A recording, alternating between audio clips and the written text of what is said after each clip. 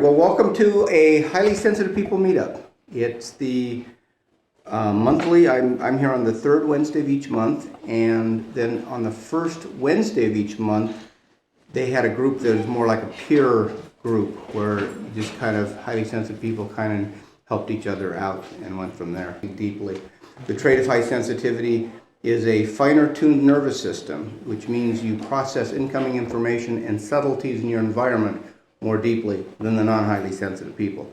Highly sensitive people make up 15 to 20% of the population, which is 50 million Americans alone. So it's a good-sized group. What's funny is the most highly sensitive people felt like they were the only ones who felt this way.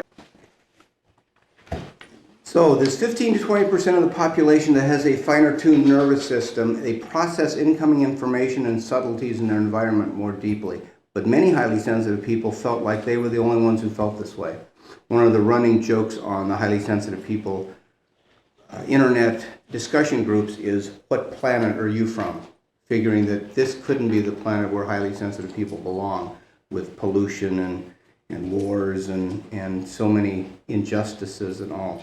Highly sensitive people have a tendency to believe, how do you word it, in a universal justice. It's what's right. And I find that most highly sensitive people, in addition to being very bright and very creative, some of the characteristics include needing alone time.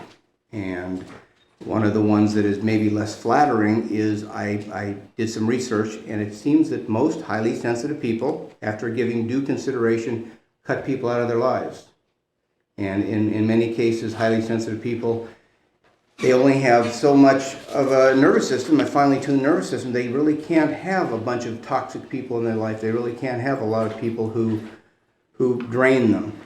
One of the books, the brand new one actually, is Judith Orloff, Dr. Judith Orloff's Second Sight, and she talks about her experience. She's a intuitive psychiatrist who tells her extraordinary story and shows you how to tap your own inner wisdom. So I recommend this book, and in fact, Dr. Pat Allen, who I work with, and the One Institute, shares an office with Judith in Century City. So it's kind of interesting to go in and do things in her office because you see all of Judith's stuff on the walls as well as all of Pat's stuff. To start off, I want to give credit where credit's due. Dr. Elaine Aron, she wrote the book, right here, The Highly Sensitive Person. And one thing I put on the newsletter is saying that tonight I wanted to go through and mention some of the books that I think are very important. This is the landmark book. This is the book that in 1996, I believe it was, she had done some research. And the story she tells in the book is that she was teaching at Santa Barbara, University of California at Santa Barbara. And she felt she was overreacting to a minor medical procedure. And she'd kind of break down and she'd need alone time and she'd go off to her office and cry. And she didn't understand why she was overreacting. So she went to her medical doctor, and the doctor said, you know, Elaine, I recommend you see this psychiatrist, this psychologist lady. And she said, wait a second, I'm studying to be a psychologist. She said, well, it's covered by your insurance. I think you'll really enjoy meeting her. And you are wondering why you were overreacting. You know, it wouldn't hurt to see her. So she decided to go and see her. And after a couple of sessions, she was saying, well, what's going on? You know, I seem to be overreacting. I need this alone time. I break down. I have these mood swings. And the woman said, well, Elaine, it seems like you're a perfectly normal, highly sensitive person. And she said, what's that? And she said, I don't know, but it seems most people worth knowing are. So that was a kind of a high compliment to highly sensitive people. That 80% of the population who isn't as sensitive, isn't as creative, maybe thicker skinned, they're not the movers and the shakers. It's the highly sensitive people seem to be what Dr. Elaine Aron calls the soothsayers, the priestly advisors. You know, the ones who kind of balance out the warrior kings. And in the old days, the archetypes of the warrior kings we use George Bush as an example. Let's go off to war, and it would be good if he had somebody in his cabinet or something who said, maybe it was Colin Powell and he didn't speak up, to say, well, wait a second, maybe we should look at the let's process this a little more. Let's think about this a little bit more. Let's make sure we're making the right decision. You know, someone who kind of puts the brakes on and kind of raises some important questions. So the 15 to 20% of the population that's a trait of high sensitivity. In many cases, they need their alone time. One of the big things is pausing to check. Now, the idea of pausing to check. Hello. Excuse me, is this the highly sensitive? Yes, it is. Is that what you're looking for? Come on in. Can I get your first name? Elizabeth. Elizabeth, thank you. I'm glad you came. How did you hear about this, Elizabeth? I saw it on the board. Okay, good.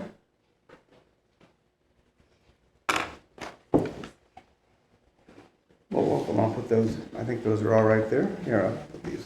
If that's not in your way, I appreciate that. Thank you. There's a little table. Yeah, no, I'm fine. It's out of frame, so I'm cool here. One of the things that many highly sensitive people need is alone time. Elizabeth, do you find you need alone time? For what? Kind of to recoup and recharge your batteries after you may have had an overwhelming day, or if someone's giving you a hard time? Yeah. Okay. I find that most highly sensitive people need this alone time. And I was talking about Elaine Aron, who wrote the book. And at that time, she then typed in, it was at the very beginning of the internet, but she went to the American Medical Association book and looked up highly sensitive people. And there were only 3 listings. 2 had to do with, I think, skin sensitivity, and the other one had to do with being a good mother. So it was something she really wanted to start researching, and so she put a little blurb, I believe it was in the Santa Barbara College newspaper, and basically said, are you highly sensitive? And she had all these people contact her, and she went and did a little radio show, and she didn't give any phone number or address or anything, but all of a sudden her phone started ringing, and people saying, hey, that's me. In many cases, people who maybe at first read the highly sensitive person, which is right here, they relate to it, and they go, yeah, that's me, that sounds good, and they put it back on the bookshelf. But I've been told by many people, until they're in a room with other highly sensitive people and hear the stories and talk about it, all of a sudden it sinks in and takes on a new meaning to them rather than just reading about the trait of high sensitivity. One thing I talk about is highly sensitive people have a what if versus a what is mentality. Most people, it's sort of like most non-highly sensitive people would go, what is the job to do today? How do I get it done? And what's the easiest way to do it? And that's about as deep as they think about it. Highly sensitive people go, what if we keep polluting the ground soil? What if we keep building more lanes on the freeway? What if we go off to war? They think what if instead of what is. And that's one of the big differences between highly sensitive people and non-highly sensitive people. They worry too much. You know what? That's an interesting point. I once said, it seems that highly sensitive people worry a lot. And a young lady said, I don't worry a lot. I just think about things very, very deeply. And it turns out when you think about things very, very deeply, it can go to a bad place. And someone else was in the class and they said, it seems that deep goes to dark. And I think that's true. And if you find something that you worry about, or you start thinking about it, and then that turns into worry, then that has produces cortisol, which is a hormone that is scientifically linked to depression and anxiety. You know, and so all of a sudden it comes with an extra added bonus. Even things that didn't seem worrisome become worrisome. So it can become like a downward spiral. And feel free to interrupt or ask me questions at any time, too. That's helpful. Being in control, and that's as opposed to being controlling. But being in control, it seems like highly sensitive people, the idea of being out of control is the most uncomfortable. I work with Dr. Elaine Aron. I know of Dr. Elaine Aron. I work with Dr. Pat Allen. And Pat Allen, when she's on stage and she's doing her thing and she's well rehearsed, is terrific. But there have been people who have approached her after after her seminar, after a workshop or something, and all of a sudden it's like she's shut down. It's like she's no longer on. One of the stories I talk about is the famous one. It would be Johnny Carson, who was known for being, the king of late night, and he was like on top. He had done his homework, and he would have his interviews, and everything would be fantastic. But the story goes, and I've seen it happen, is once he stepped away from the desk, once he got away from the spotlight, once he got off script and his notes, it was like people would approach him, buy his car out at the NBC parking lot or something, and it was sort of like a deer with its eyes caught in the headlights. He was not in control. Very, and shy, and in many cases introverted also. I worked for many years, in fact there may be a picture in here, of me with Orson Welles during that time. A lot of you are too young for this, but he did a campaign for Parmesan wine that was, "We will sell no wine before it's time."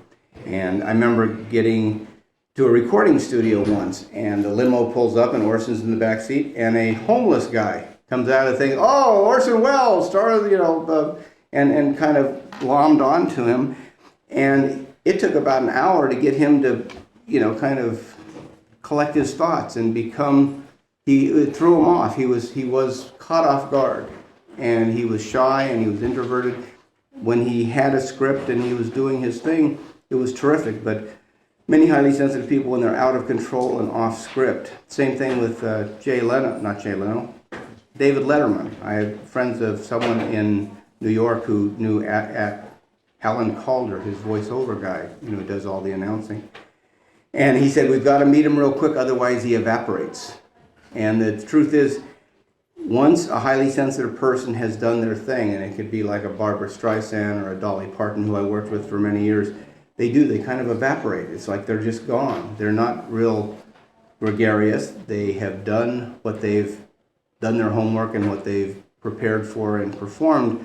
But after that, if they're not in control, it's very difficult for them. There's a CD series called The Art of Small Talk. And normally when I say small talk to a group of highly sensitive people, they kind of go, like small talk is not the favorite thing. Most highly sensitive people like things of more importance and a little deeper than that. And in this CD, I think, Edward, you listened to it also. I used to refer to it as chit-chat. Chit-chat, which is the idea of being next, at a water cooler talk, talking about the weather or whatever, is not exactly what highly sensitive people usually long for. And on this CD, she talks about how she would do job fairs, and she worked for, I think it was a engineer company or something, and she'd have her material and she would just be presenting everything, and she'd be on top of her game, and everything was wonderful. And then at the end of the day, all the presenters would go up to the hospitality suite in the hotel, and they'd all stand around, "How are you doing?" They had nothing to say. They weren't on script. And highly sensitive people, particularly those in the performing arts, they're fantastic when they've got their homework and they've done their research and they've got their script. But once they get away from that, it's a very different situation. And what can you do about it? What can you do about what? Give me an example. If, let's say you're an entertainer, you're a stand-up comedian, an actor, and you are highly sensitive, and you're amazing on a script. You step out, and you're exactly what you say. What can you do about it? Learn to set healthy boundaries. One of the things I talk about is I gave a talk once, and I'll answer your question, but it'll be in my usual roundabout way. And I invited Barry Yeager, who wrote the book Making Work Work for the Highly Sensitive Person.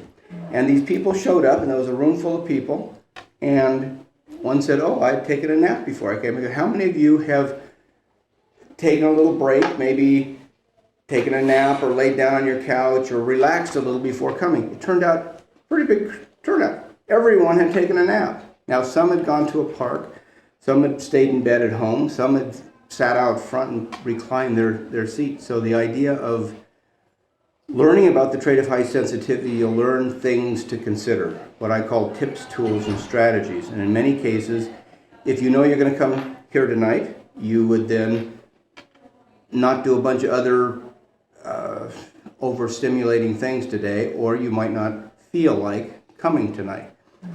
Chris was talking about that it had been a couple of years since he had first heard about the highly sensitive people Meetup. And one thing I often ask people, unless you hear about it and then come within a few days or a week or so, oftentimes highly sensitive people, their intent is to come and they study and maybe they read about it or whatever, but that day they've either traffic will be too heavy or they're tired or they have a little headache or maybe their stomachs bother them a little. They come up with reasons. What's that? Excuses. I'll give you reasons. I'll give you a positive word there. You come up with excuses why today isn't a good day to come. And oftentimes there seems to be approximately 6 months to a year between the time you hear about the trait of high sensitivity or hear about this HSP Meetup and actually show up. So good nutrition is very important. Setting healthy boundaries. One of the stories I tell that will kind of answer the question is the woman who cuts my hair, Bobby. She's married to a well-known psychotherapist, speaker guy, Robert. We'll call him Robert because that's his name.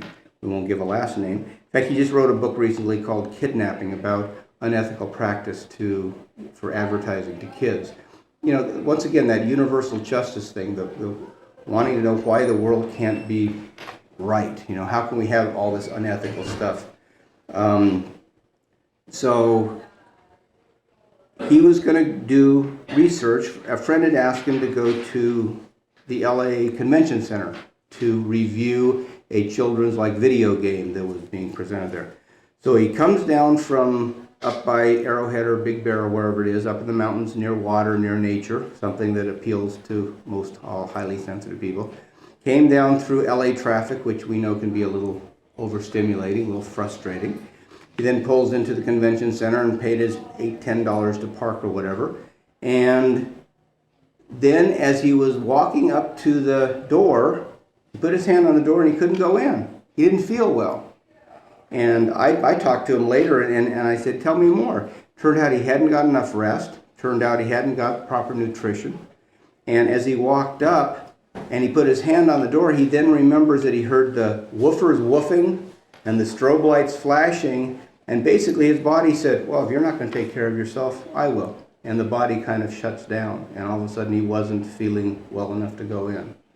So the idea of being aware that you only have so much finely tuned nervous system to kind of go around, the idea of setting the healthy boundaries, not getting too much on your plate. My suggestion to him that if he had enough rest the night before and maybe come into town a little bit earlier so he didn't have to feel rushed or overwhelmed getting there, pull into the parking lot, I would have suggested that maybe he puts on a little new age music or bring out his tambourine or something and recline the seat and maybe put on a sleep mask or put earplugs in his ears and kind of recharge his batteries. He probably then could have gone into the convention center and done what he had promised he would do.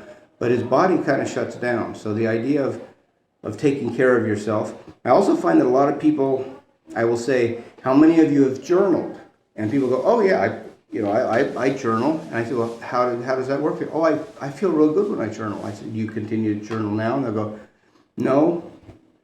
And it's sort of like journaling can get it down on paper. I coach a lot of people. The people I coach are mostly highly sensitive people.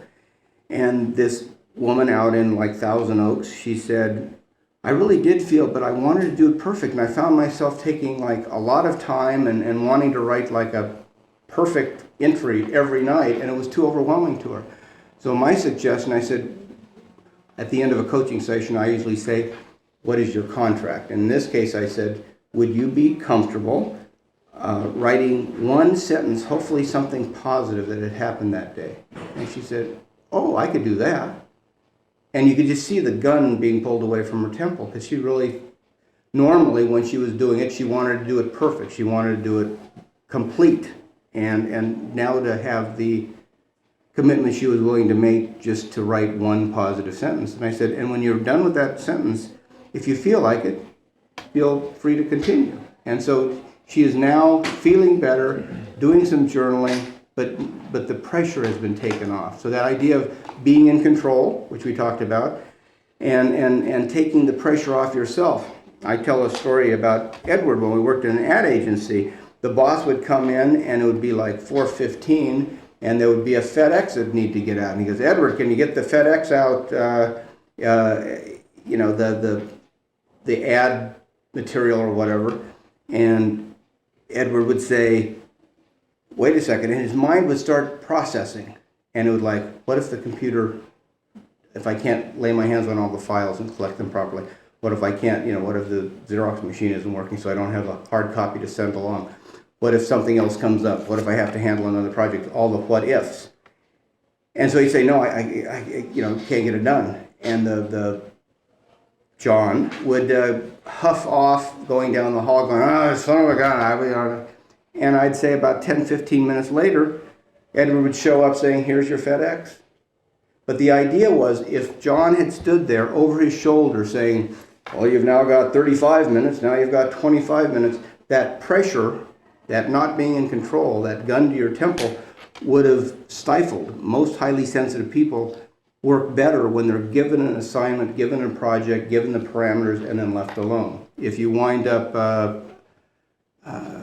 overwhelming or over-supervising most highly sensitive people, you're not going to get the best work out of them. So the idea of setting the healthy boundaries and taking your time and the good nutrition, it all helps. Does that help a little? Yeah, go ahead. No, I had a question. I find out in entertainment and a lot of comedians that they're amazing on the stage, but when they hide it into people, then they get off and they're very shy.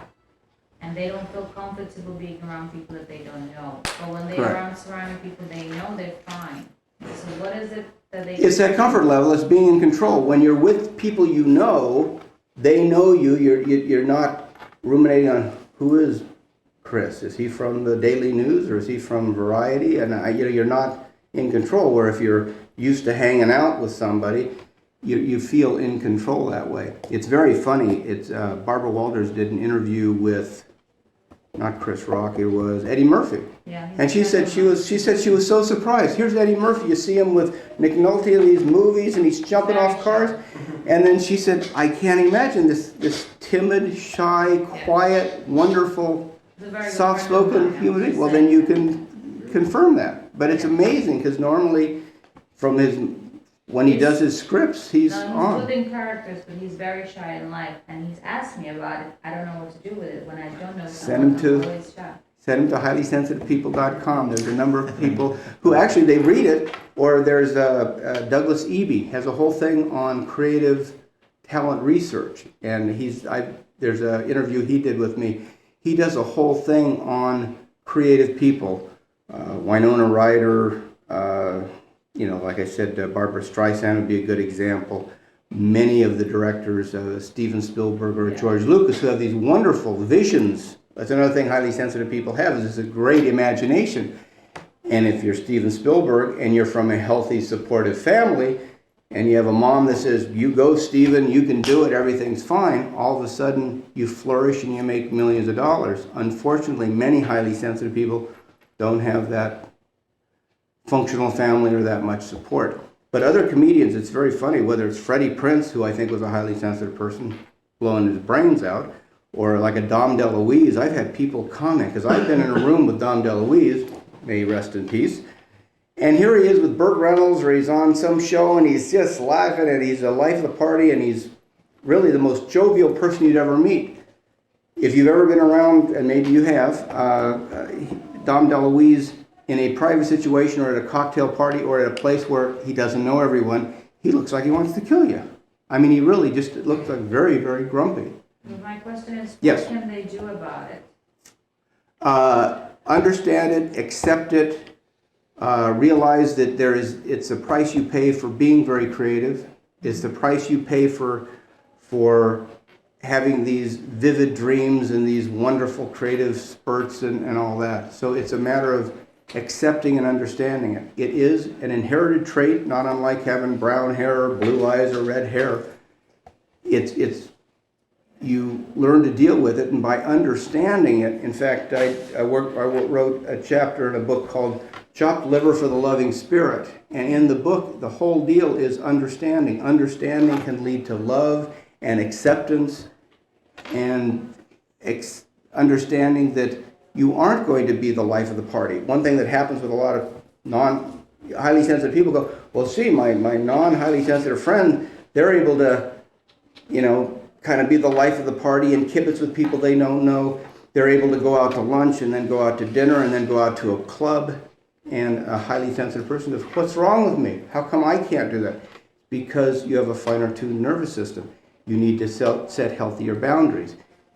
That's the price you pay for being so creative and so in tune with nature and art and music and all that. Yes, good question. Setting boundaries is very nice, but the thing is, how does one confront the person that they set boundaries with when they're afraid of people? Once again, I work with Dr. Pat Allen and at the WAN Institute, which the line is Educators of Effective Communication Strategies. Elena here is one of our coaches also, is that you learn to not go emotional. Highly sensitive people who I talk about needing to be or wanting to be in control, I always find it amazing how many highly sensitive people give up all that control and go emotional and let their emotions take over.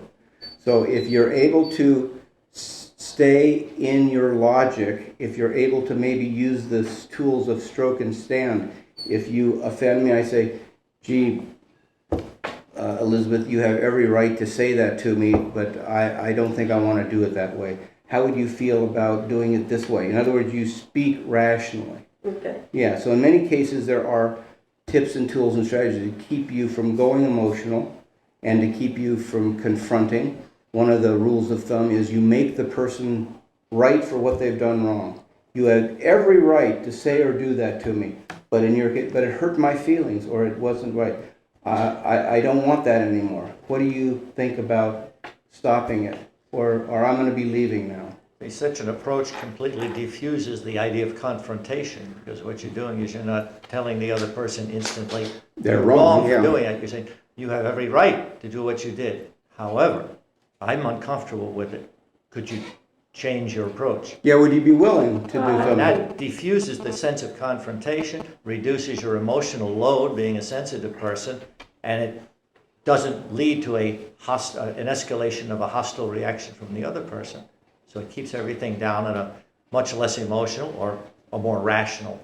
Well, what's happening with highly sensitive people, God, I'm glad to see you nodding positively with that, because it does work. And highly sensitive people who in many cases may have been shy or may have been a little timid or whatever, they may not have felt heard growing up. And so I find that in many cases, highly sensitive people then use stronger languaging, more dramatic languaging. I think Dr. Phil calls it catastrophic languaging. So instead of saying, I don't like Edward, I would say, I hate Edward. And those are fighting words. You know what I mean? So highly sensitive people who may wind up finding themselves using hyperbole or using dramatic languaging, it can lead to an escalation and lead to an argument. And then all of a sudden, whether it's the cortisol that kicks in or the emotions that kick in, all of a sudden there's a going out of control. And that's something that I coach and teach highly sensitive people to be aware of. If you, in one case, if you feel that sense of overwhelm or that frustration, or you think you may be going to go to an argument or something, I suggest you go to the bathroom. Very few people will follow you into the bathroom. Gives you a chance to, calm down, collect your thoughts or whatever, but just get yourself out of there. Because if you stay in that environment, it can escalate and it can lead to a bad place. Is that something you could kind of relate to? Yeah. Yeah, okay. Yes, Michael. Not on the subject, but we think we turned off the fluorescent lights. No, actually, we're videotaping tonight, just so that's the reason for it. Gotcha. In many cases, we have the lights much dimmer. There are a lot more lights in here, so it could be a lot worse. But more sensitive. How can I avoid the camera then? well, it's just on me. You're not on camera. Don't worry about it. Unless you want to be. Unless you want to be coming up, but you have to come over here and kind of stand behind my shoulder here. No, I've had a lot of people who said, gee, I want to come to the HSP meetup. I wish I could make it, but I live in Pasadena and I can't deal with the traffic, or one of a number of excuses, or in this case, valid reasons.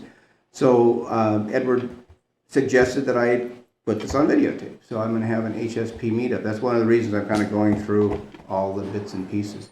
Elaine, you had another question? Yeah, I had a question. What do you do when two highly sensitive people meet together and they're really, really shy? Because they don't know each other. It's unknown territory. You know what's funny? Oftentimes I've heard that it comes off as being one thinks the other is being aloof.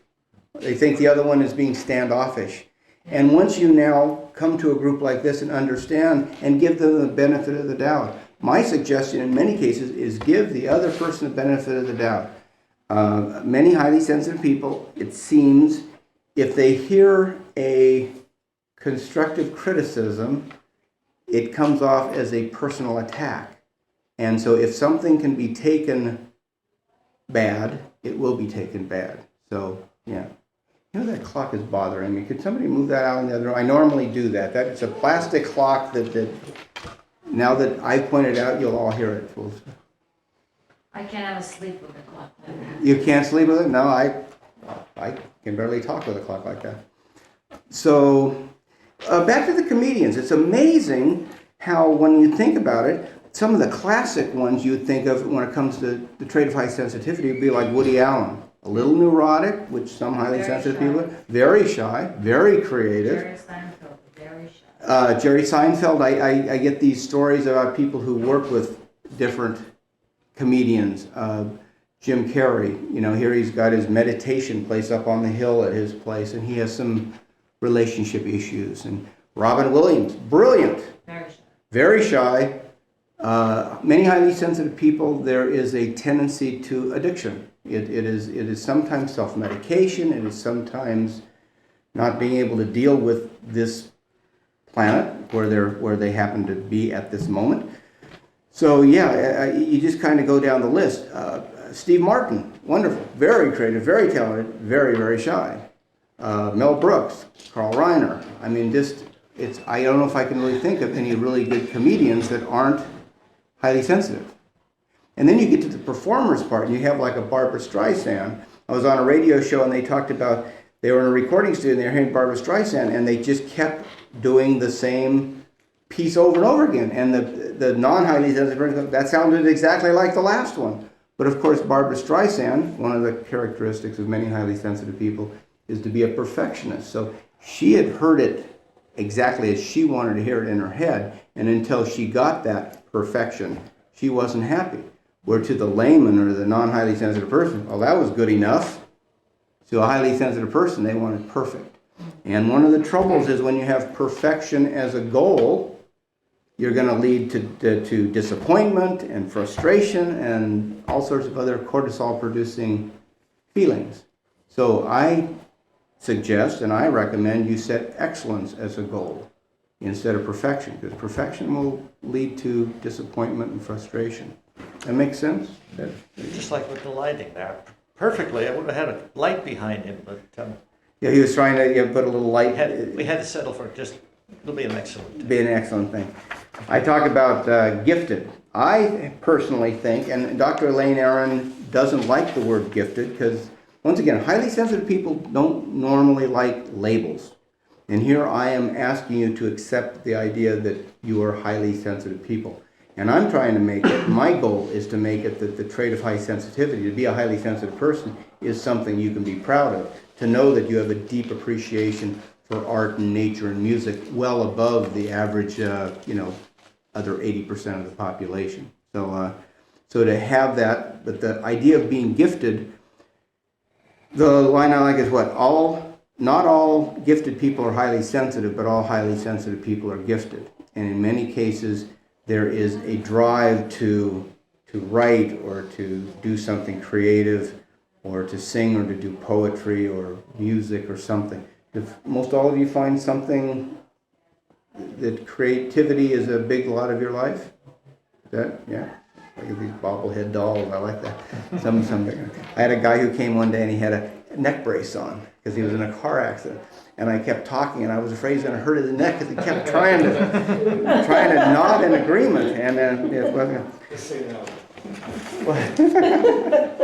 No, I touched on this one either. Cutting people out of your life. Now, I don't mean on a whim, just, oh, I'm tired of him. Seems because it almost is we'll call it a survival technique. Because you have a finer tuned nervous system, and you only have so much energy to go around, you can't have a bunch of people, a bunch of particularly toxic people in your life. So the idea of cutting people out of your life after giving it due consideration, you know what I mean? So anyway, I will go around. Have you ever cut anybody out of your life? Many. Many. How about you? Yes. Some recently, yeah. Some recently. Too many. Too many. Yes, a lot. Tim, have you ever cut anybody out of your life? No. My favorites are, you may fit into this category. I had this Barry Yeager who wrote the book Making Work Work for the Highly Sensitive Person. I said, Barry, it seems like most of the highly sensitive people I talk to have cut people out of their life. Not on a whim, but after due consideration, they've eliminated someone from their life. I used to say they turned on them. That didn't settle well with highly sensitive people. So I said, Elaine, you ever cutting one out of your life? And she said, no. I find if I'm with someone who has done me wrong or they have toxic energy or something, I just avoid them from then on. And she took exception and didn't like the word cutting people out of your life or turning on them. So most highly sensitive people, it seems, have experienced as a preservation or as a defense mechanism. What is self-preservation? Exactly. Pam, is that something you can relate to? You ever cut anybody out of your life? Welcome back. Glad to see you again. Glad to be back. Sorry, I'm late. That's all right. You ever cut anybody out of your life? And you're not supposed to. We have I'm always thinking about cutting my family out of my life. Isn't that funny? And you do hear about it with mothers or brothers or sisters. They sometimes come back in, but oftentimes it's not just that they cut them out of their life. It's as if they never existed. It's sort of like they've dropped them off the planet. And Down the toilet. or flush down the toilet. That is another positive way of putting it. There we go. Is that something you relate to? Keep waiting for. Yes? It's something I need to do more of. You know what? In some cases, a group of not highly sensitive people will say, "How dare you?" or "That sounds terrible." I can say, "Yeah, you probably have some people in your life who are bringing you down, who suck the energy out of you." Judith Orloff did a couple of books and stuff called. Now this is her newest one, Second Sight, kind of a personal memoirs sort of thing. She did a thing called Energy Vampires. Yeah, did you read her book? I remember I gave that information to you last week. Discussed that. I brought Yes. the psychiatrist, and I was just telling him today. You knew the name right off the bat. Yeah. I saw that they had Carolyn photography where the two auras, and actually one was a smaller, one was a larger one, and actually see that actually the tentacles went out. Yeah, well, it's... And all of a sudden, that one was red and robust, the other one was all... Well, what she talks about is a book is called Energy Vampires, and the whole idea of you can be in a room with someone. In fact, it was kind of summed up. This is a Xerox of Oprah had an article, and the article is on sponge people. And the idea is highly sensitive people can sometimes be affected by other people's moods. And if there are these people who are like, I guess, in an office situation, and some would like all of a sudden have anxiety, or they'd have a migraine headache or something, and it's sort of like, what's going on? They then did enough research to find out the person in the next cubicle was like an evil person, or was a toxic person, or it was like their bad tentacles reaching out. And to a group of non-highly sensitive people, it's go, yeah, right. But I think most highly sensitive people can understand that. I've heard people either on a bus or you're in a mall, all of a sudden you're not feeling well. And it's sort of like, I have a headache. And you got to say to yourself, and this is a tool too, is this my headache? It may not be. It may be Tim's headache, and you may want to go to the bathroom. Yes, you had a question? Yeah, well, it's not a question, it's more like a statement. Sometimes even friends can sap our energy. Absolutely. And then it becomes negative. It goes from positive to negative when the person asks too much or... Yes, and highly sensitive people have a tendency to be caregivers and have a tendency to sometimes put other people in front of them, love others more than themselves. I know I've heard the complaint that a lot of times people will say, I gave so much. I gave my nieces and nephew, $80 Halloween gifts or something. And then when they needed something or a holiday came up, either nothing came or something very inconsiderate or something, late arrived or something. So in many cases, highly sensitive people who can be so giving and so generous and care so much for others, I suggest that you love yourself first. And I think that line about you can't give away something you don't have kind of applies. So to the idea of that's another tool is to get where you're comfortable in your own skin. Can it be the other way around? What's that? Highly sensitive people can be also selfish. Thank you. You didn't even know this one. Oh, look at that. Timing is spectacular. The universe is taking care of me. The idea, does highly sensitive people mean nice? Or, the idea of... They also be pretty selfish? Yes, they can. They can be some of the nicest, most generous people. They can also, when they feel violated or protected, they can Back to the corner. back into the corner, and it's a self-preservation thing. It's narcissism, and in many cases, highly sensitive people may rate a little higher on the narcissism, selfish category than the non-highly sensitive person because they've only got. Chris is smiling and nodding. That's, I think, I good. didn't say I was. Yeah. No, so the idea of HSP equaling nice, the answer is yes, very much so, and no, very much so.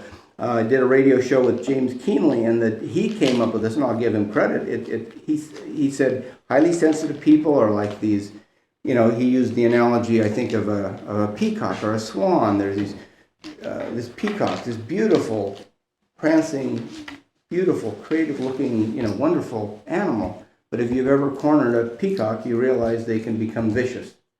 And I'm afraid that applies in many cases to highly sensitive people. You corner them, you take away the control, you overstep your boundaries, you get inside a zone that's not comfortable. All of a sudden, highly sensitive people, the straw that breaks the camel's back, all of a sudden the emotions kick in, words are exchanged that may be a little more dramatic, a little more catastrophic than the non-highly sensitive person that they're talking to is used to. And then that can escalate sometimes into a bad argument. Make sense? Chris, I like your nodding. This is enlightening. This is enlightening, thank you. Yeah, I'm learning a lot. Fantastic, thank you. Pearl S. Buck, recipient of the Pulitzer Prize and the Nobel Prize for Literature. She wrote, "The truly creative mind in any field is no more than this, a human creature born inhumanely," let me see if I get it right here. Abnormally, let me start from the beginning, because I know this one. Okay, yeah, I'm reading it backwards and that's what throws me off. Pearl S. Buck, recipient of the Pulitzer Prize and the Nobel Prize for Literature, "The truly creative mind in any field is no more than this, a human creature born abnormally, inhumanely sensitive. To him, a touch is a blow, a sound is a noise, a misfortune is a tragedy, a joy is an ecstasy, a friend is a lover is a god, and failure is death." And that's it. I think she wrote that in 36. Sounds like an Edgar Allan Poe story, the fall of the House of Usher, because the whole family suffers from acuteness of senses. They can hear way more. You know what? I think that would be another example of a very creative person writing about other very creative, highly sensitive people. And I talk about the trait of high sensitivity as being both physiological as well as psychological. So these things about Michael wanting the lights dimmed, or there was some noise, so someone closed the back door, or if there was a draft in here, if it gets too stuffy, you'll notice it. In many cases, I suggest to highly sensitive people that they have the layers. You can take off the sweater, or you can put on a sweater. You have a jacket, or you have a hat, or something. These things, these kind of survival tools, these things that once you're aware of your more finely tuned nervous system and learn to care for yourself better, maybe better than the other people in your life would be a good idea, is you then will be prepared by having the nutrition bar in the glove box and having the hat, or if you get overwhelmed of putting on a sleep mask or putting in earplugs or something. Or allowing an extra 10 minutes for that nap before you go into some emotional meeting. Yes, it's really true. And so that's it. A lot of it is just being aware of your trait And that, like I said, in the Chopped Liver for the Loving Spirit, how understanding can lead to love and acceptance and all sorts of good things. We already talked about extreme languaging, and I didn't see anyone say they don't relate to that. Pam, you relate to that? Is that? Can you give an example? You're not on camera, but do you find yourself using extreme languaging, and in what situations? I know I put you on, but I know one thing that all highly sensitive people love is the spotlight put on them too. What do you mean by extreme language? Instead of saying I don't like Edward, I say I hate Edward, or all those people did that. In other words, it's hyperbole. It's pushing it just a little bit to the extreme. But also in positive, they exaggerate. Well, that's where a joy is an ecstasy. Yeah. You know, that's an example. That's extreme. You know, I've had people say, "Oh, I went with Pat Allen to a dude ranch about 2 years ago now, and we had a lot of highly sensitive people there, and we had a lot of Pat Allen's people there, and in many cases, she has what we call alpha people, those people who are in touch with their masculine and feminine energy. And it seems like many people who are highly sensitive, the men are sensitive by their nature, that means they're in touch with their feminine, and the women are strong, and they're in touch with their masculine. And I say that it is an ongoing tug of war between the head and the heart.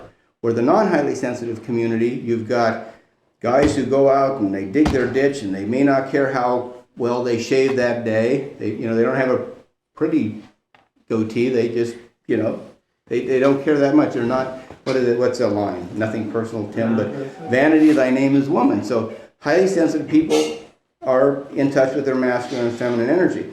So I did this talk and gave out the Dr. Elaine Aaron HSP self-test, and this woman, a beautiful woman named Michelle, who was just divorcing her husband. She was an attorney, and she was sitting there and she said, well, I think everyone would score high on this test. And my husband, who I'm about to divorce, he would have scored 100% yes on this test. He claims I slammed the kitchen cabinet door. And I said, now that you understand the trait of high sensitivity, can you see that you may startle easily? So he may feel like the door got slammed, even though you didn't mean to slam it. To him, if it made him startle, he was, why do you keep slamming the cabinet? And that would turn into an argument. So that idea. And then we had other people. Everyone at the Dude Ranch was invited. Great place in southern Colorado. The next lady was Connie, who was the receptionist, who was, I think, just kind of curious and showed up. And I said, so Michelle scored high, 20-some. She said her husband would have scored at least 27 out of 27. And then Connie, I said, how many did you get? She said, I'm afraid I only got 3 true. And this Michelle went, almost threw her neck out, not believing that there could be someone who, you like that, huh?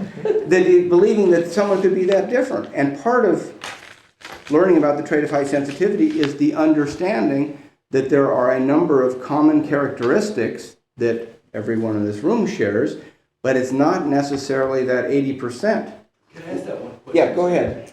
You see, there is one person I did cut out of my life, who's my brother, who turned out to be a total... Yeah, but we'll go with who was it? Scott Peterson. I believe he killed his wife, but he sociopath. He feels no guilt. He doesn't have those wonderful, deep, touching feelings, And that's part of the deal. I talk about highly sensitive people who have this deep appreciation for art and nature and music. And many people say, well, everyone loves nature. He was a very good artist. Yeah. Has he ever done drugs? No, not to my knowledge, no. He might be a sociopath, just doesn't have guilt. Yeah, no guilt would do it. And you're saying, well, that's illogical. And you go, well, we're not talking about logic No here. remorse. But there's a difference. Yeah, There's one kind of sociopath who I don't believe is maybe truly evil, someone who's born Every with this genetic... 25th person is a sociopath. That's what I heard. 1, 2, 3, 4, 5. You know, is a sociopath. What were There's you a gonna great say? book, Sociopath Next Door. The sociopath next door? But I think in his case is, there are 2 types of sociopaths. There's one who's genetically born without the capacity to feel guilt. But then there's another type, like There's a positive and negative. that has something of a conscience, but is willfully chosen to Those are put it evil aside. people. That's, Those are and evil that's what people. And what's very funny is we talk about it. This may relate a little bit, but we talk about whether it's Mother Teresa or all the comedians we're talking about who bring joy into people's lives, or the wonderful performers, or the singers, or Barbara Streisand, or the Steven Spielberg or something. Unfortunately, highly sensitive people, it's sort of that bell curve. 80% in the middle are the non-sensitive, and on the right and left side, the positive and the negative side, are highly sensitive people. And Dr. Elaine Aron only talks about the positive. She figures that highly sensitive people have enough issues to deal with. They don't need to be reminded of people. But I will tell you, I believe that Ted Kaczynski is highly sensitive. I mean, that wonderful manifesto and thinking what's right for the world. I think Osama bin Laden is highly sensitive. I think he wants to do what's right for Allah. I think he believes in his heart, and he's brilliant, I understand, and shy. You know what I mean? Actually, I think he's dead already 7, 8 years. I think that's the biggest hoax there is. We'll see one day. We'll see one day. But you know what I mean? I think Adolf Hitler was probably a great artist. Did some bad things. He was rejected. He was rejected. An artist. Let me rephrase that. Yeah. Alpha. You know what I mean? But he was these people who think they're doing the right thing. Unfortunately, Osama bin Laden may be alive or dead, has a different perspective than most of us in this room probably of what ideal would be. I talked about no skin, the idea of sponge people. It's funny, they had that exhibit at the Museum of Natural History or whatever it was, the people doing all the things except they didn't have any skin. I said, oh, look at that. A really good portrait of a highly sensitive person. And it has to do with the non-highly sensitive people of the world. It's like they have a raincoat on, or they have thick skin, and you've probably been told, hey, get over it. Have a thicker skin than that. Unfortunately, because of the trait of high sensitivity, having a more finely tuned nervous system, you have little or no skin. I did a cruise once again with Pat Allen, and I had a lady, and I talked about not having any skin, and she said, I feel like I am blistered. I feel like that not only, my thin skin, but my thin skin is blistered. So it's that idea of that extreme, getting some nodding over there. Can I get your first name? What's your name? Richard. Hi, Richard. Thank you. Nice to meet you. You seem to be relating to a lot of this. Absolutely. My first time here, but right down the river, right down the alley. I had a lady come in. I was doing a thing down in Newport Beach, and came in. And I was talking about children and about how, at a very young age, if you're unwanted, that can raise your sensitivity level. And the victims of rape or and she started crying. She said, I've been here for 5 minutes, and you know me better than I know myself. She said, I was an adopted child, alcoholic, drug parents, hate, rape victim stuff. I mean, we're talking about, and she was a super highly sensitive person because of those events in her life. Yeah. Yes. Did the events create the sensitivity, or she had the predisposition? I think there may be a predisposition, but I would guess that it's an inherited trait that was like It's triggered. get triggered. Yeah, I'll go with Post-traumatic that. stress Yeah, disorder. post-traumatic stress disorder. It's very interesting. The now, boy, my goodness, the Iraqi war and stuff. You hear about these sweet guys, these people who believe in this universal justice. I was born and raised down in Escondido, down by San Diego, near Camp Pendleton, where all those Marines come from. And it is almost cliche that so many Marines in the last few years have died, and it's local news, so it's a lot more in San Diego and Escondido area, the news. And you see the people saying, he was the sweetest guy, he was the most sensitive guy, he was the most caring guy. He happened to also be trained to be a killer, but he was doing it to get Osama bin Laden and to do the right thing and the universal justice and to get back for 9/11 and all that kind of stuff. But they're these sweet, sweet guys. Now, so if you get killed, you get a nice memorial and they tell you how sweet you was. I'm afraid that all these guys who have gone off to war and they're in a Humvee and the IED, is that right? RPG.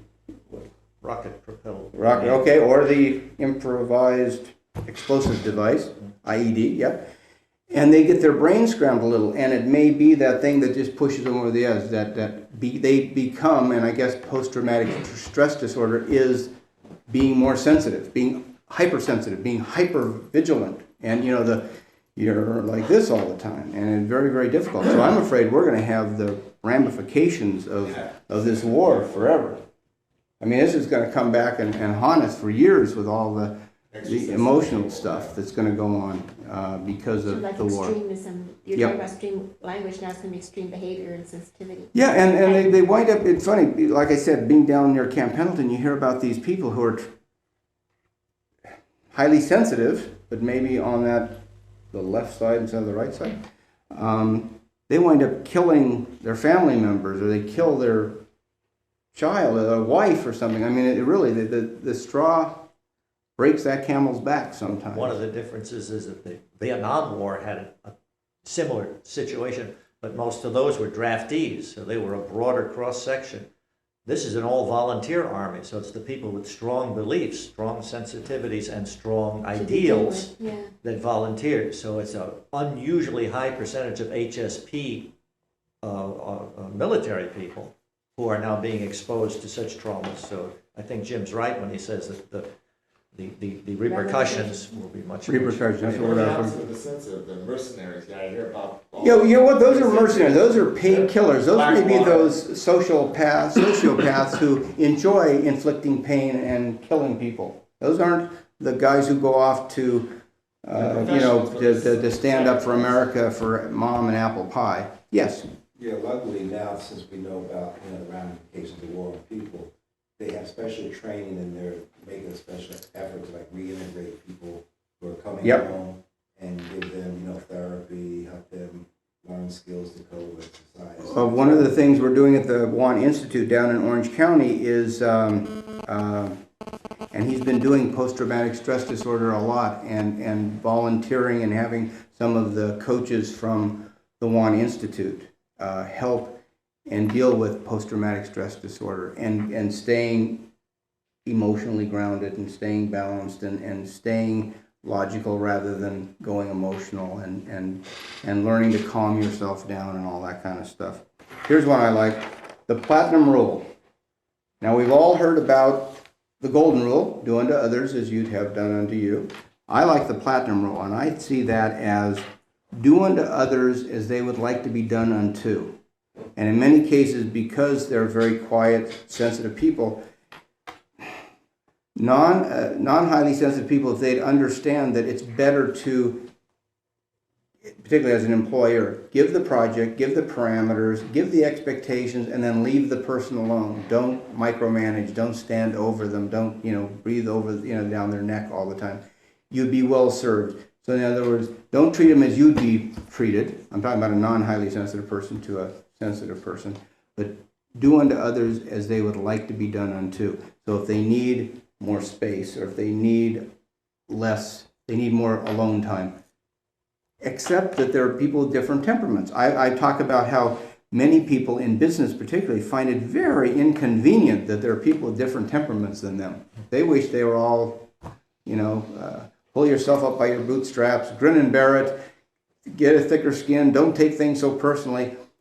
But this room, as we've seen, is filled with people who have thinner skin, who need more alone time, who might overreact at some time, who might use more extreme languaging, and to learn and accept that you will have employees that are loyal and bright and meticulous and perfectionists, but the price you pay is you may need to learn not to micromanage. You may learn that it'll serve your best interest, not to put too much pressure on them. If you've got that FedEx package to go out at 5 o'clock, say, gee, no big hurry, but if you think you can get it out, and then leave them alone and see if they perform well. But if you stand over and we've only got 25 minutes, it'll never get done. And in many cases, a lot of highly sensitive people make really good human resource directors, because they're intuitive and they see subtleties in the environment and in other people, and they can find good employees. So it's understanding the trait and dealing with it and setting healthy boundaries and all that. You had a question? Yeah, I thought you raised your hand. No. I was when you were talking about because everybody is not made to be a leader, and that's why there's like 10% population that wants to be a leader and 90% people followers. So a lot of times you cannot expect other people being like you, because You know, and it's not even necessarily leaders. Many highly sensitive people really enjoy being the power behind the throne, being the consultant, being the advisor, being the soothsayer. You know, one of the stories I think Elaine Aron talks about is those people who say, you know, maybe we shouldn't go off to war yet. The moon is in the wrong place, or the chicken bones say that it's better that our army of 500 people not go up against an army of 5,000 people today. Maybe we should think about this more. So in other words, being the priestly advisors, being the soothsayers, in many cases, those are the very sensitive, very intuitive, very creative people who help with the survival of society. Cheney was the guy behind. Well, but there's an How would you example. classify him? What's very funny is the same when I did that talk, and someone says, well, it seems like everyone is highly sensitive, and then the woman, Connie, scored 4 out of the thing and gave the woman whiplash. And someone else said, well, it seems like everybody is highly sensitive. Can you name some famous people who aren't? And I said, George Bush, Dick Cheney, Don Rumsfeld. I mean, birds of a feather flock together. But he likes to be the guy behind the wheel. Yeah, but that doesn't necessarily mean he's highly sensitive, although he might be. You know what? If I can have Hitler and Ted Kaczynski and these guys be HSP, boy, I hate saying this, but who knows? Maybe even... Oh, I can't say it. Wish I could. You're gonna throw something in there? No, I was going to say that Dick Cheney might be highly sensitive, but I won't go that far. Remember the Wizard of Oz? There's a line I will not cross He uses over. extreme language. He does use extreme- Viewing everybody. I think that's a really evil guy. He's got people killed. You know what? That may be in that sociopath category, actually. Yes. I have a question. Is it common for highly sensitive people that they want to be independent? They don't really need all these partners? You know what? Yes, and in many cases in the book Making Work Work for the Highly Sensitive Person by Dr. Barry Yeager, the bottom line of this is most work is drudgery work. She said, you know, that's going to tear you down and demoralize you. Find something you can be passionate about and do it. And what's fine is the being in control. I know realtors and different people who are really good when they feel like it, when they can be in control and set up the appointment time, when they can show up when they feel like it. And so, yeah, it's... Ask your question again. No, I feel that highly sensitive people not necessarily want to partner with others. They want to do things on their own. You know what? In many cases, it's that they have trouble delegating, in some cases. And in some cases, the idea of they know what they want, and they want it done perfectly, and they're the ones who do it. I talk about, on the DVD, one of the people on the picture is Michael Jordan.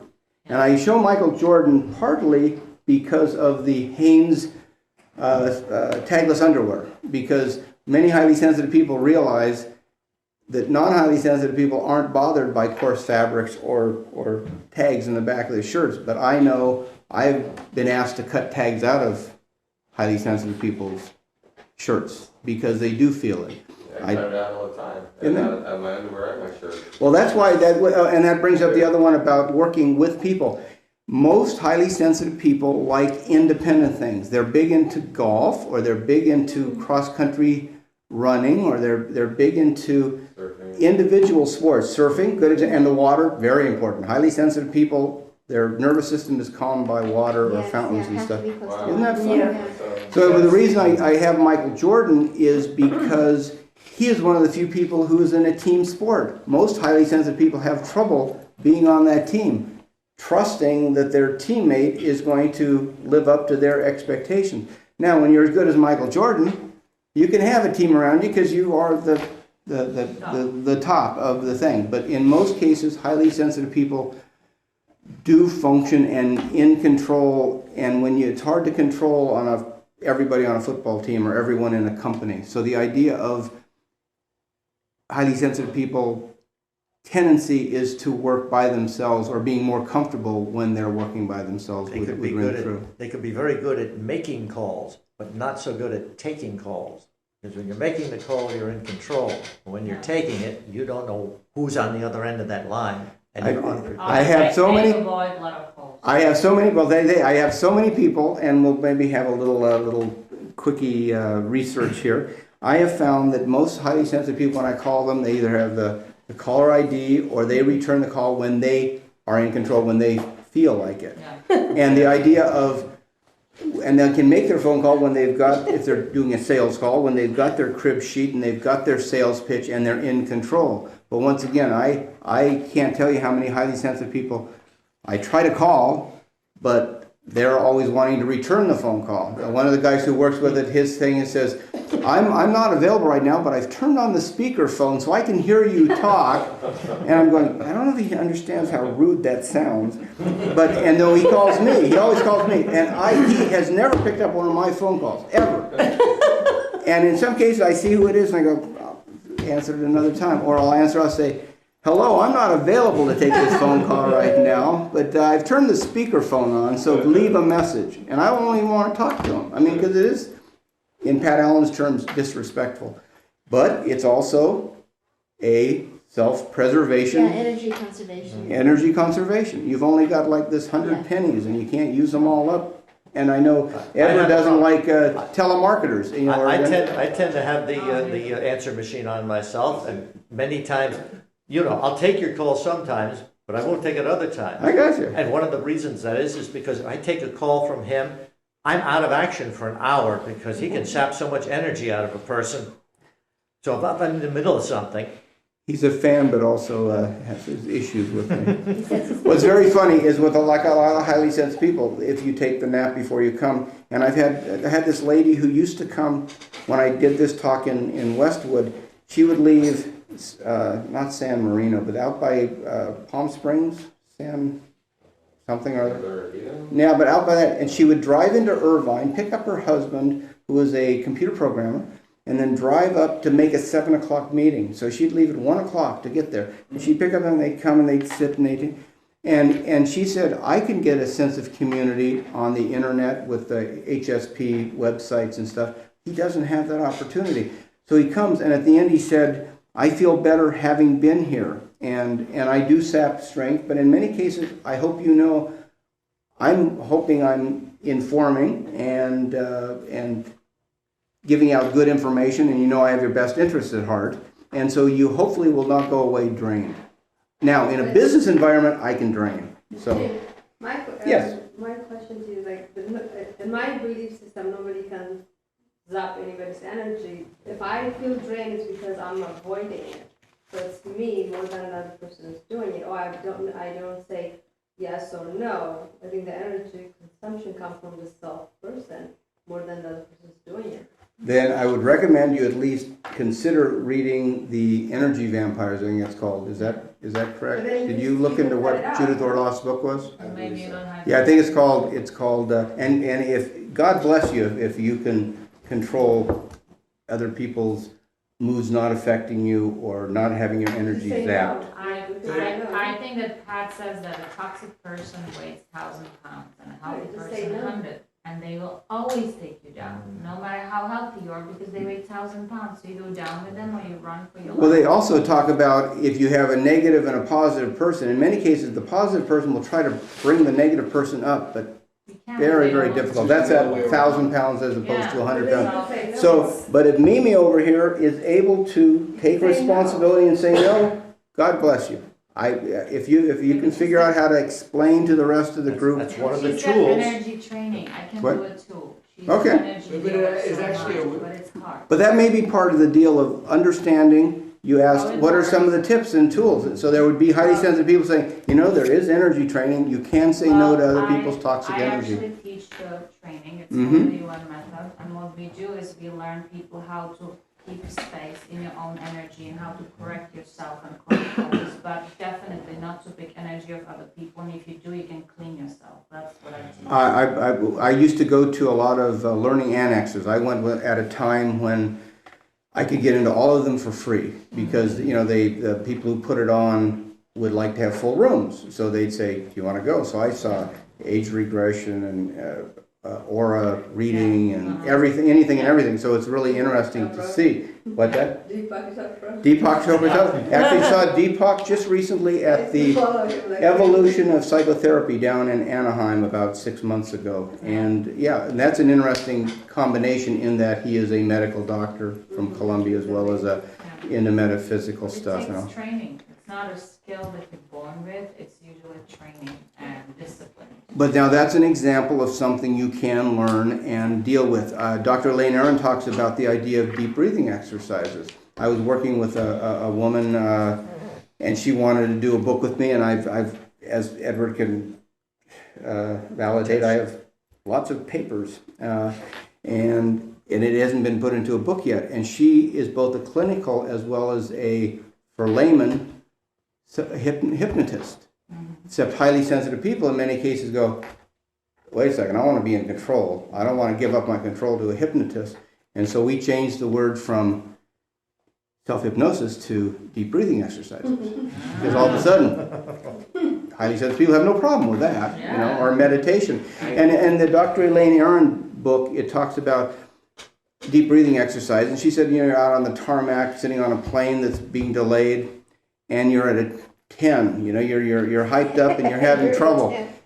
With deep breathing exercise, a little mantra, whatever meditation is, she said you can come down to a 7. She goes, yeah, but it's not down to a 1 or 2, which I could do at home. But if you're sitting on an airplane, on a tarmac, and are stressed out, to go from a 10 to a 7 is a big relief. So the idea of everything is relative. So if there's little tools, energy things to understand, and by also setting those healthy boundaries, the good nutrition, yoga, taking walks. I always say if you get really anxious, take your shoes off, go and put your feet in the grass. Or, they say you can't go insane walking in grass or mud or sand. You're grounded. You're grounded. Yes, Pam. I wanted to ask, can you have a highly sensitive person that has developed tools so that they appear insensitive at this point?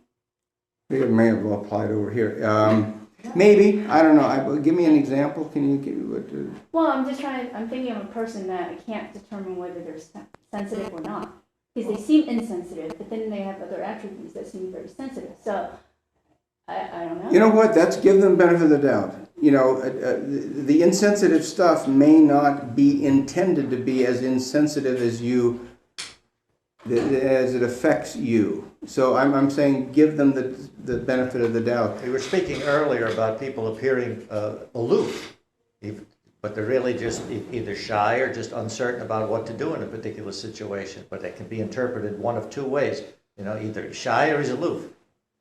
Give them the benefit of the doubt. Go with shy. Give them, if in doubt. In many cases, I will see highly sensitive people who may have cut people out of their life. The story I tell is I worked with a guy named Darren, very good friend, highly sensitive person. He was my copywriter at the ad agency for a long time. He was going off to Europe for a couple of months. And he went off to Europe, and his best friend's wife was a graphic designer. And he said, gee, I'm going to go off, but when I come back, I want to get some work. So would you, I think her name was Betty. Betty, would you do a business card? Sent him the information. And so he goes off to Europe, comes back, and there's a box, and he opens it up, and he takes out the business card, and he looks at it, and it's crooked.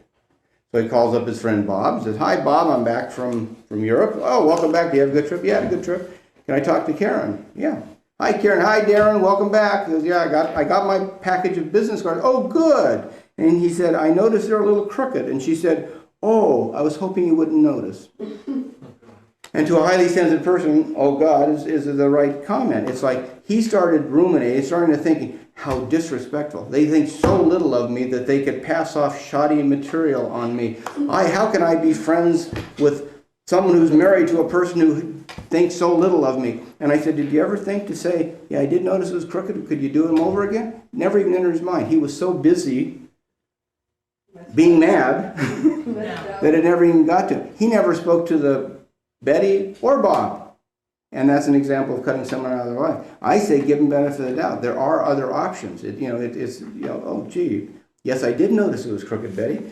Can I pay you to redo them? Because I'm a bit of a perfectionist, and I did notice they were crooked. So, yes. The highly sensitive people, they keep it inside, they don't communicate?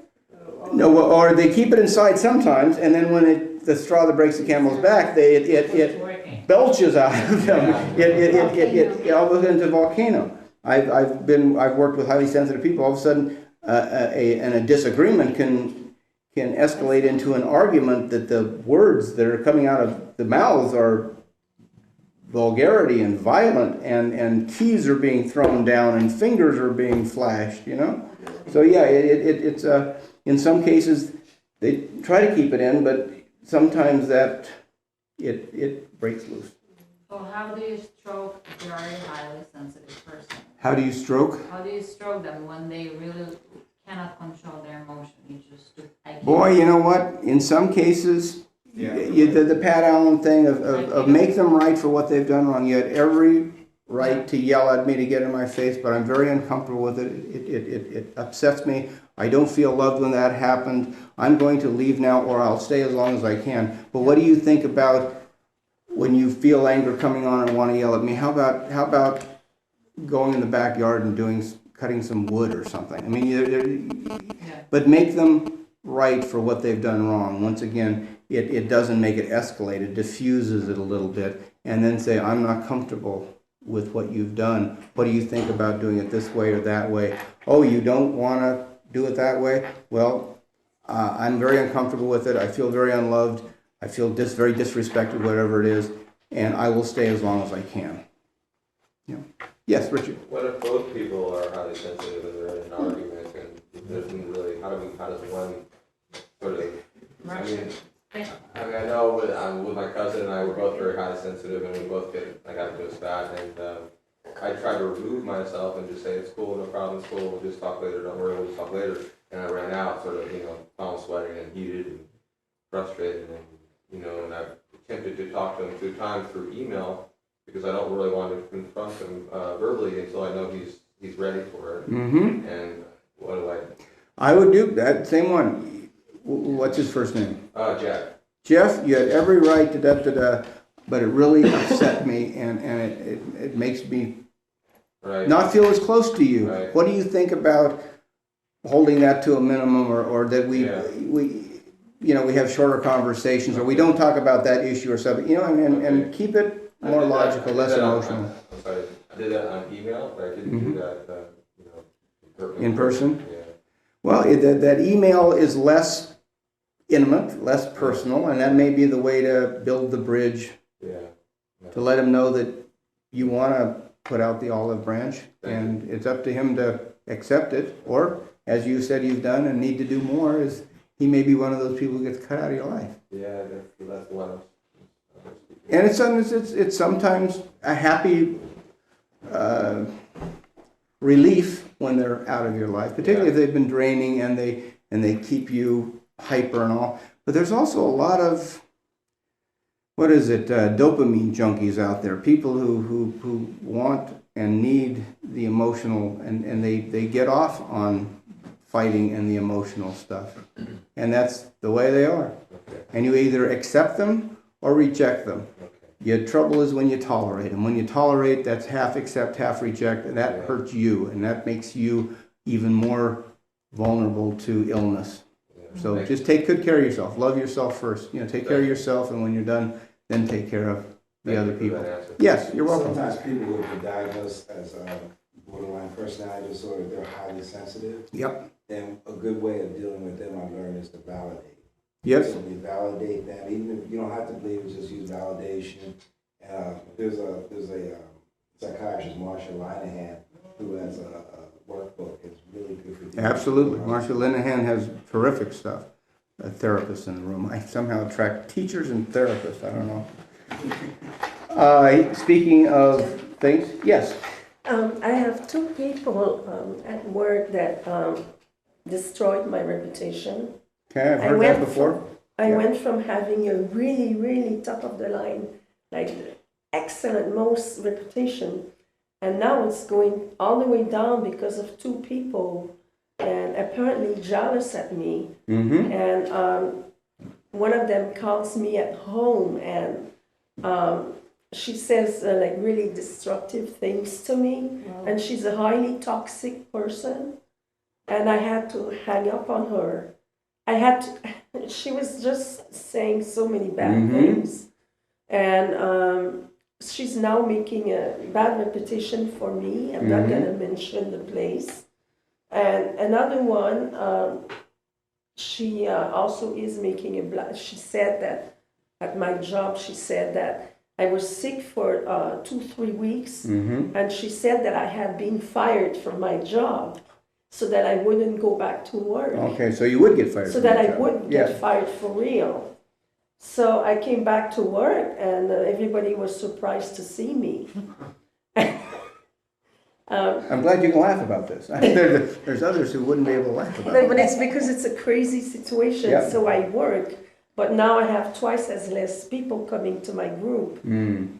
And Boy, yeah, that's an individual thing. I do, once again, this coaching stuff. And what you do is you break it down, you figure out what it is you want, what it is you don't want. You figure out what would be a rational way to go about, who you would approach, how to get that back. Once again, on that phone call to say, Betty, Right. you have every right to say that. However, And- I don't want to talk anymore. I will be hanging up now. I can't even get a letter of reference to find another job. Let me think about that. I don't have an answer. Anybody, has anyone been in that similar situation that would have advice for her?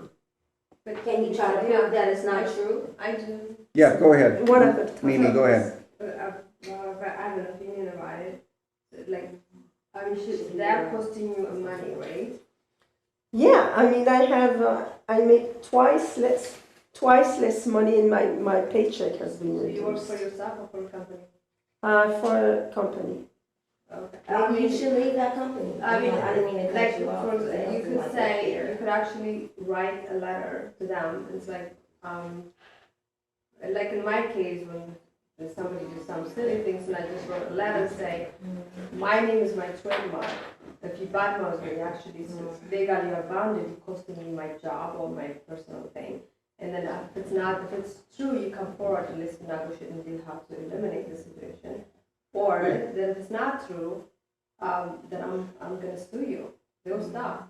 Elizabeth, what I'll recommend, Mimi here is she's a One Institute student in training. Would you be willing to talk with her afterwards or exchange cards or something and maybe you could help her? Because it sounds like she may have some suggestions, some strategies to help you get that income back up. And it's a defamation, slander of character, so you can warn them, strike them, and if they continue, then you file complaint. Yeah, it's sort of like what Cheryl was saying, is see if it's true and build your case. But I had the other couple of months ago, a girl sitting right here, exact same situation where she was gonna do it at UCLA or something, but it really came down to a point that people were bad mouthing her, maybe jealous, maybe. You've had the situation too? I had to stop the judge from saying improper thing to me. Saying that, you can't say that. Like, judges sometimes have opinion. I've said, no, you can't do that. My name is my brand name. So you could, I definitely will help her. Okay, but you'll talk to her. I was going to do this one. Seems like a lot of highly sensitive people have fibromyalgia and chronic fatigue syndrome. In fact, that's something I hear a lot is fatigue, being tired. Happens to a lot of highly sensitive people.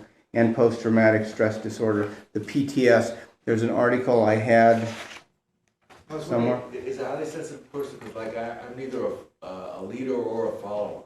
Mm-hmm. Would that be a character? Well, no, I think either far. I think we all are different people with different situations. There may be a place where you'd be the I leader. don't lead anyone. I go on my own way. But yeah, what is that to a different drummer? What is that saying? Yeah, you follow your own drummer. Yeah. So anyway, that's it. Yes, Richard. PTSD you mentioned. Yes, post-traumatic stress disorder. In fact, one of the highly sensitive people who came a lot, Jeff, he lives out in Malibu, loves being close to the water, hates the individuals in that neighborhood.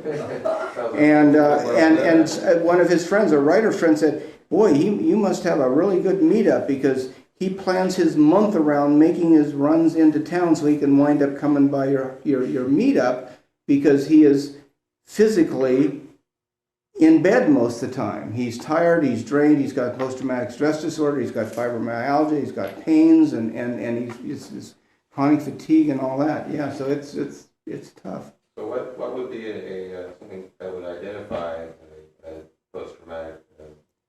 I mean, I know for me when I was younger, I couldn't punch a time clock, and I got sick every time I went to the clock. But when I went to my own little room and painted my own paintings, I was fine. So that's sort of what that post-traumatic. Post-traumatic, and do you have a definition of it from a psychologist's point of view? No, okay. I don't want this to be anybody.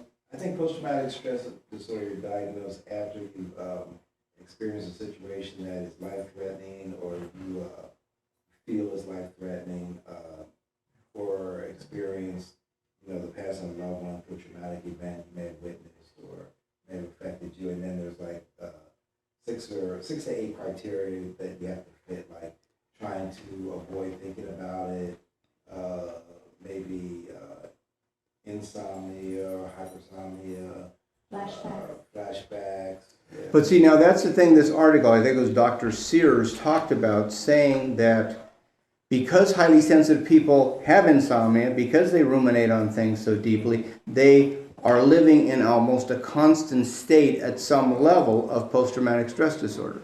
In other words, it may take a non-highly sensitive person getting their brain scrambled in an Iraqi IED explosion in a Hummer, that a lot of the people in this room already have the insomnia, already have trouble turning their brain off at night, already are suffering from hypervigilance, who are all very cautious. So yeah, I would say it would make sense, but I do It's a some... brain disorder because the part that helps you remember, I think there's damage done to it, and I won't try to call it part of the brain disorder, where you're almost like always in replay. Yeah, the flashbacks thing and the hypersensitivity and afraid it's going to happen again, and when your nervous system is that tweaked and you're revved up all the time, you're not idling, you're revved up all the time, that can put just too much stress on the more finely tuned nervous system. And that's where the meditation and the yoga and the walking in nature and being around water and swimming. One of the people, in fact, I'll go right to the end. One of the people I think is a classic example of a highly sensitive person is, for instance, Diana. Boy, soon we forget. But the idea, it shows a picture of her, with aged children and landmine eradication and all that, not understanding how can this world have these negative, evil things going on. I mean, what kind of world is this? And there was also an eating disorder situation. There's a little paranoia from time to time. And they were interviewing her. She went like to a girls' school or something. And the head teacher said, the only time I saw Diana happy was either when she was playing the piano, being creative, or swimming. And the rest of the time she was, an introvert, shy, and all that. So yeah, it seems to be a common characteristic. We are out of time. I was going to ask if there was any, maybe a couple of final questions, and then they're going to kick us out of here. And if you have $5 or $10, hopefully $10 that you could give there, it would help pay for the room. I'd appreciate that. And any questions? Chris, you said you got something out of it? Did you continue to get something out of it? Absolutely. Fantastic. Is there one key thing that resonated with you? Not really. I mean, just that, like you said at the beginning, a lot of times we, especially depending on what your background is, you keep these types of things to yourselves. I just assumed that I was always, I've been sensitive since I was a kid. Right. You were born with it. Yeah, but I've learned how to, I'm in the media and I'm on stage and those types of things. And it's amazing. Everything that you said, everything. It was right there, and I'm thinking, oh my God, this is amazing. So I'm thinking, everything I was doing up until this point has worked, because you have to survive, you have to be effective, you have to make a living. But just to hear the different stories and see the people come together with this, I don't want to call it condition, but trait is exciting. It's exciting. Good. It provides a lot of hope. And you know what? And this couple is an astrologer and her husband, and they heard me on some astrology radio show that I thought so little of. I didn't even ask for a copy of it, but I wound up getting all these phone calls. And she said, "Do you do couples counseling?" I said, "Well, I'd be more than happy to talk to you." But it turned out Bryce, the husband, wanted the wife to be comforted. And then I didn't get a phone call. The credit card went through, and then like a couple of weeks passed, finally I get a phone call. And I go, well, I'm surprised I didn't hear from you. You were so excited. They said, you know, I got to tell you, we went to the website, and we keep reading it, and we keep smiling at each other. And just knowing we're not the only ones to know that we have these common characteristics is so comforting, we didn't need to call you yet. So, you know, so that idea. And I had, one of the stories I tell is the lady from Belgium, 3-page email, three-page single space, beautifully written. Many highly sensitive people write these wonderful letters. I'm sure most all of you are good writers. And in the middle of it, she said, your website is me. You know, it's not your website, it's my website. And it said, and you know, it's going to really help a lot of people in my life. And having been a marriage, family, child therapist for 20 years, it's going to come in real handy. And I'm going, boy. And then I did a radio show called Shrink Wrap. And the lady who cuts my hair, Bobby, said, boy, we'll get ready to be ripped a new one. You know, you're going to have all these doctors and therapists and people listening, and you're not a PhD, you know, maybe a certified coach and educator, but you're not a PhD and all. I did this show. I got the nicest letters, not one negative one. Most of them were, oh my God, I think I'm highly sensitive, and now I realize that some of the people I work with, and even if it's one or two things that they learned that will hopefully help them. So one of my missions is to educate and get it where the trait of high sensitivity is seen for this wonderful trait that has some costs. And in return for this deep appreciation for art and nature and music, you're going to need to take better care of yourself. You're going to probably do better if you do journaling and check out yoga or carry the protein bar in the glove box or buy a fountain or go to water. Take vitamins, whatever, but try the things. And if some of them don't work, try the next one. You know, the idea of just taking your shoes off and you know, and appreciating nature and learning that you can go to the bathroom. If you see yourself start to escalate and you're starting to get in a bad place, extricate yourself, you know, get out of there. Not trying to keep up with the 80% of the people who are recharged by going out into exciting, energetic activities, but being part of the 20% who have to recharge by going into a quiet room and rebuilding that energy. Very well put. Any other quick comments? Yes. Comments on that. That sounds to be like the difference between introvert and extrovert, right? There's a very yes, and that's similarity. Yes. Yeah, and I believe that all highly sensitive people, even that the 15 to 20% of the population that is highly sensitive, 15 to 20% of those, 15 to 20% of that 15 to 20% are what they refer to, or Dr. Elaine Aron calls, high sensation seeking HSPs, or more extroverted. And in many cases, they plan things and they make plans to go to dinner and then to a club and all that, but all of a sudden they too get overwhelmed, and all of a sudden they may get in a bad mood, or something will tick them off, and it'll escalate into an argument. Or in some cases, it's like that Bob trying to go into the convention center. You all of a sudden, oh, my throat, or oh, my migraine headache, or oh, I've got this horrible stomach ache, or oh, my arm hurts, or you know, it's your body will take care of you if you overextend it. Which is more common, high sensitivity is introverted or extroverted? Introverted, and I believe most all of them. I think all highly sensitive people with this deep inner life and spirituality, and they get rejuvenated, as Edward said, from inside, where an extrovert gets their energy and they get recharged from being in a rock concert. And I'd say in many cases, highly sensitive people avoid crowds. In many cases, this would be too many people in a room unless it's kindred spirits. So that's the big difference, is when you realize that you'll learn and understand, and you'll know what to embrace and what to avoid and when to remove yourself. And yeah, that's about it. I have a question for you. Yes. Final question, and then two questions. 1, 2. And we get two then? Okay, yes. It's not the final one. And a comment. And a comment. Do you, in your research, do you know if a lot of the great philosophers were HSPs? Probably all of them. Yeah. Well, it's that you know, the highly creative mind field is inhumanely, abnormally, inhumanely sensitive, and they're the soothsayers. It's like you're inhumane. No, inhumanely as in it's that painful. And it's funny that those highly creative, those really bright minds. I think you can go down the list, and yes, I think you'd be hard pressed to find one that wasn't highly sensitive. Yeah.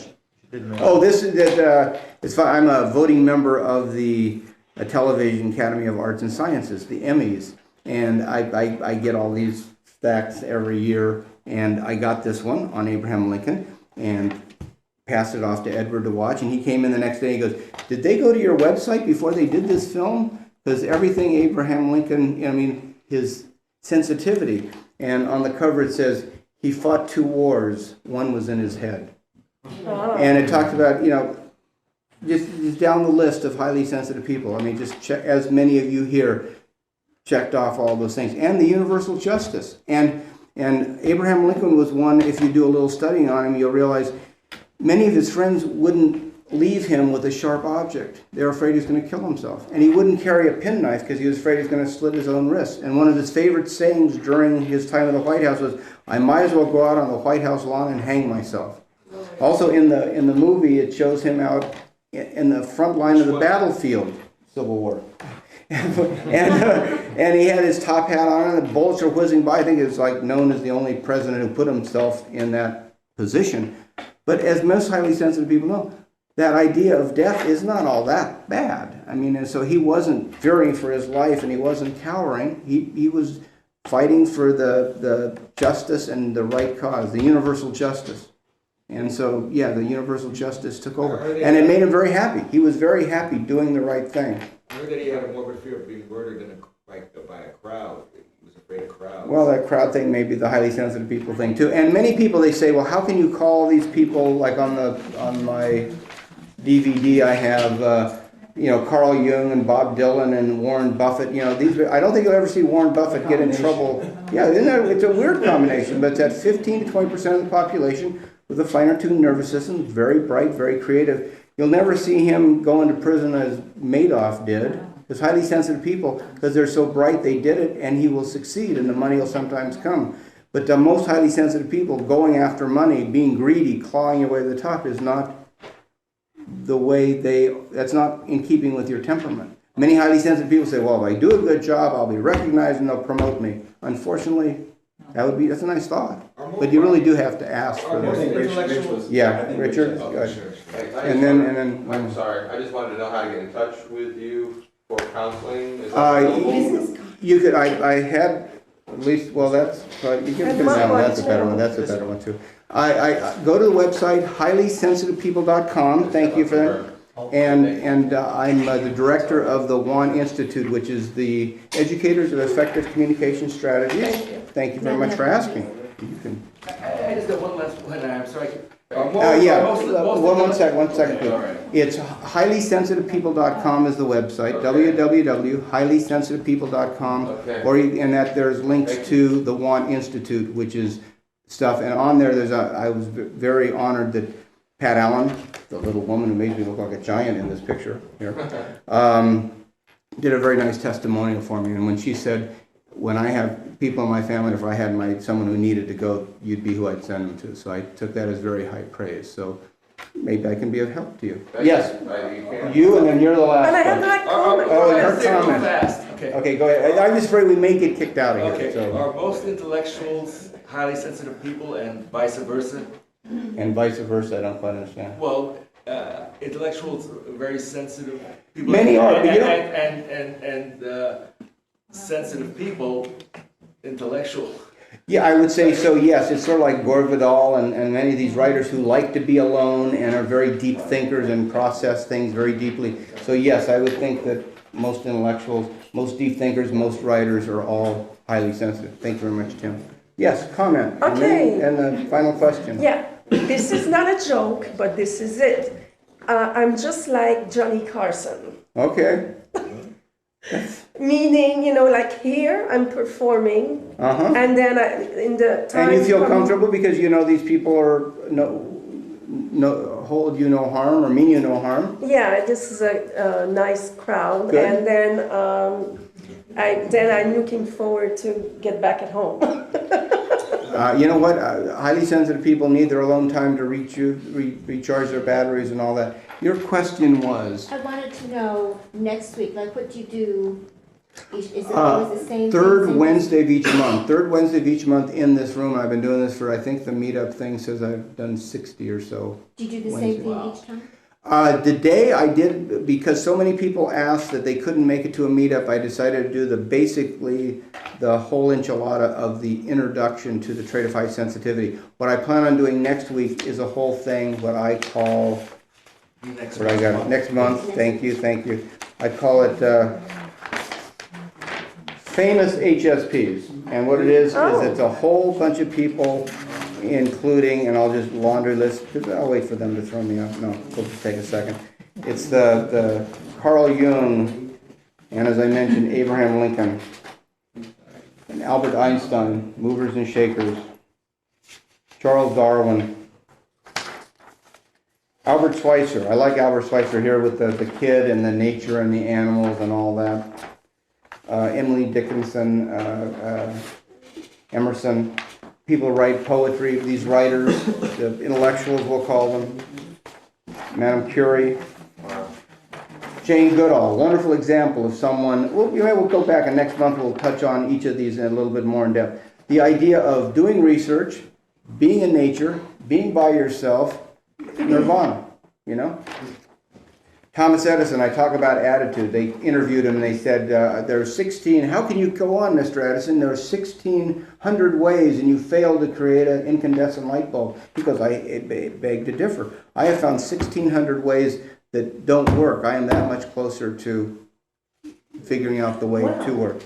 Walt Disney, I talk about how Walt Disney had, he had his, they were building Epcot Center and Disney World in Florida. And they said, oh, what a shame. He died before he saw Disney World. And highly sensitive people can go, no, he already saw it. In fact, in many cases, you'll talk about someone like Alfred Hitchcock or something, and the laborious part was the executing of it. He had already had the vision. Steven Spielberg, George Lucas, highly sensitive people, they've already seen the film, and then they got to execute it, which is sometimes... I have this picture of Mozart, mainly because it is an inherited trait, and it's, as a child, the story I tell about going to kindergarten is 8 or 10 of the kids will rush right in, throw a band into the wind, and just go for it. Well, there'll be a couple that hang back. Unfortunately, there's some untrained teachers who go, what's wrong with you? You shy? You scared? You a sissy? You know, you're scaredy cat, whatever. And not only does the kid have this negative label, but the parents standing behind him go, oh, my kid's flawed, there's a problem. I like to point out and particularly talk to teachers and say, hey, why don't you say, I bet you're really creative. I bet you love art and nature and music. And the kid will start beaming because that's something he'll relate to. You know, Richard agrees anyway. Yeah. Tracy Hepburn. Here I am. That's me in the good old days with Orson Welles and Paul Masson. Actually, go to jimhallowes.com, www.jimhallowes.com, and there's this commercial right here, which is the last commercial he ever did because he showed up drunk. And it's very funny to see the commercial before and after. What? Orson Welles? Orson Welles was, and you go to jimhallowes.com, and they have a side-by-side of the final commercial and then the outtakes that we had to shoot for legal reasons because he was no able to work. Picture of Elizabeth here. Ansel Adams, good example. He got married. He wound up marrying the woman who was the daughter of the guy who owned the Yosemite Lodge. And what was interesting is, guess where he was the day his first child was born? Out shooting a beautiful picture. He was drawn to that, you know. Once again, insensitive, or, you know. Perceived as insensitive. Perceived as insensitive, or seeming selfish. Howard Hughes, maybe one of those on a little bit on that left side, both very creative, but also had some issues, as we say. Michael Jordan, genius, absolutely. Alanis Morissette, if you're into it all, if you're familiar with her, I remember listening to her Jagged Little Pill album, and you listen to it, and all of a sudden it's like, oh my God, that's like an anthem for highly sensitive people. And one of the songs is this one that says, I can be an asshole of the grandest kind. I can withhold like it's going out of style. I can be the moodiest baby you've never met anyone as negative as I am sometimes. Then it goes on to say, I'm the wisest woman you've ever met. I'm the kindest soul with whom you've connected. I have the bravest heart sometimes. So that swing of the pendulum from being very nice to being very unnice happens. Steve Martin, Woody Allen, Elton John, the famous stories how talented he is, but also his mood swings. Barbara Streisand, Bob Dylan. We'll end with Jewel. Jewel has a song out, an album, and it says, I'm sensitive, be careful, I'm sensitive, and I want to stay that way. So I hope you all stay sensitive, set healthy boundaries, take care of yourself, and have a wonderful life. Thank you very much. Thank you.